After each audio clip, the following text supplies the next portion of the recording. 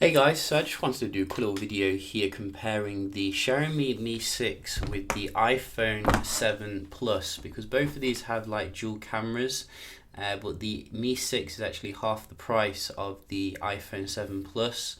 So I wanted to see how the performance was here first and see, if the Mi 6 can keep up with the latest iPhone.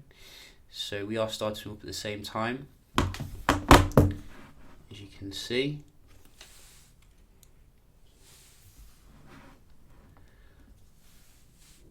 So Apple seems to be a little bit ahead here in terms of the boot up,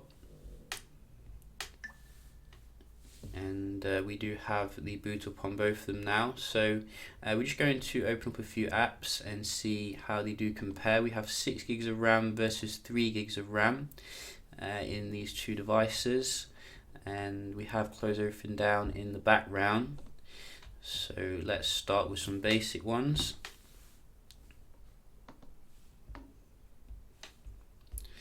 So that was definitely Xiaomi.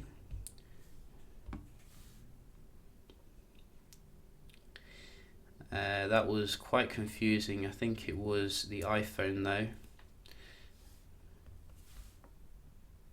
Got a bit distracted. That was the iPhone, and National Lottery. Oh, that was Xiaomi. So it's about 2-2. We do have some basic apps. Xiaomi again. That was similar. Very similar again. You can see Apple, even though it's got very kind of modest specifications here, is still beast in terms of the performance. But I think it's a little bit back and forth here, not really clear cut as to who is winning overall. I think Xiaomi got a few and Apple got a few, so we need to be fair here. But I think Xiaomi's done quite well overall, considering the price difference. We're going to have a look at the benchmark here of the Snapdragon 835 versus the Apple A10, which is in the latest iPhone. So let's run the benchmark here, and we're going to speed up the video. So the iPhone has finished here, as you can see, with some very nice scores as usual.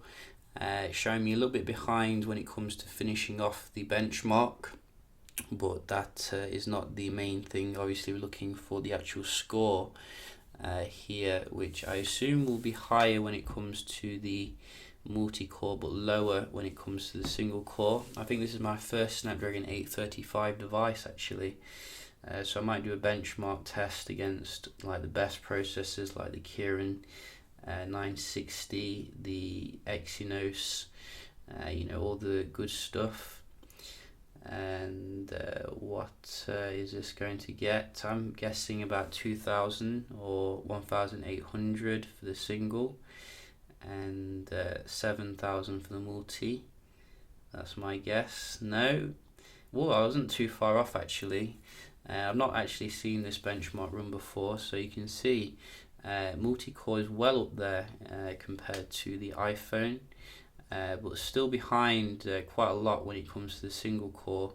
So Qualcomm definitely needs to get their act together here and make for a good single core, because I think that is the most important thing. At least that's what I read anyway. But we can just have a look at the web browsing here and see how they do compare. So we are using the stock browsers on both of them, and we have cleared the cache and the cookies. You can see straight away the iPhone seems to be a little bit snappier here overall, which goes to show you again the amazing optimization that we do have on the iPhone. In terms of displays, I'd say they're about comparable. Both look pretty outdated when all you've been looking at is the infinity display on the S8. Everything looks outdated pretty much, but they get the job done at the end of the day. That was a slight bit quicker on the left there, going into that, but you can see going back again, we do have the iPhone kicking its backside, so to speak. And what do we have? We have GameSpot. So yeah, I didn't do that at the same time. Hand-eye coordination. But that one was a little bit more comparable. I think the ad loaded a bit faster on the right there. So being very particular, you can see again, I think the iPhone is ahead when it comes to your web browsing, but not too far behind for the Xiaomi. And we always got to keep in mind the massive price difference, particularly with this model of the iPhone, which is the best. I think it's the 256 gig. So you know, the best storage speed. And we're just going to have a look at the multitasking here. So far I've been very impressed actually with the Mi 6, which has fantastic multitasking. I mean, even when I was like setting it up for this speed test, it was still keeping things in memory from the previous speed test, which was mind-blowing, like the games, etc. So you could see it kept this one in memory, but the iPhone, I think, reloaded then, or maybe it didn't. I didn't actually see that, but epic performance here.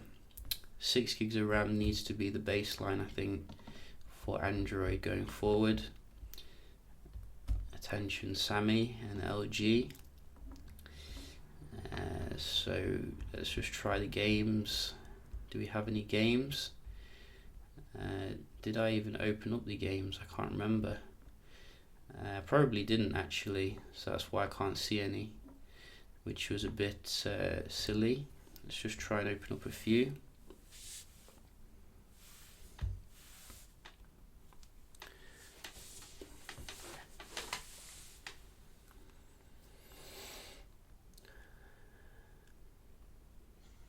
Yep, so a little bit faster with the iPhone for the first game and the second game there.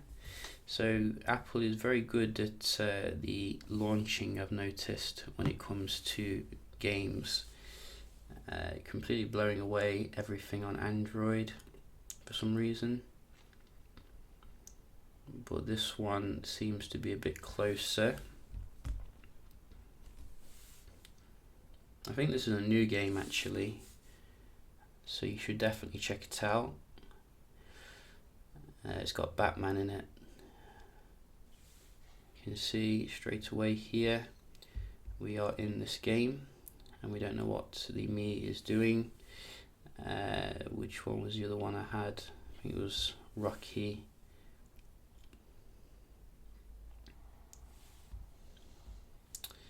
So we got there in the end on that one, but I think you can see overall the iPhone is ahead here when it comes to your games. Just have a quick look at the multitasking here with those. So just go back to this one. And is that a reload? Or didn't it actually load the game? I can't remember. It is getting late now. So I think and I'm not sure if that did reload on the first one, but overall I think it's doing quite well in terms of the games and the basic apps, which is what I've been looking for from Xiaomi. It's alright to bring a good piece of hardware to the table, but this looks like a reload though, because I think it did go into the game a little bit. So a little bit of, we'll knock a point off there for Xiaomi. You know, still some improvement maybe on the games compared to the iPhone, but overall very solid performance again here with a flagship device which costs twice as much. And as I said, you know, you are getting the portrait mode on both of them now. So you can actually access the portrait mode up here.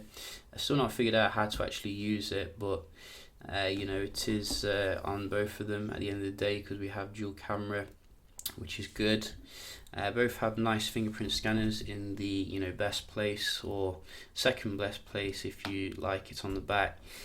Both have a very nice design overall. I think the Mi 6 is a little bit slippier here, but you know, I think this one has a sticky out camera lens, which is a bit annoying. We do have fast charging and Type-C though on the Mi 6, which is nice, and I think the battery life's holding up pretty well so far. It seems to be powering through overall. So yeah, I'll definitely do some other videos with the Mi 6, so do stay tuned for that, checking out the gaming, etc. Hope you enjoyed the video, and I'll see you in the next one. Cheers.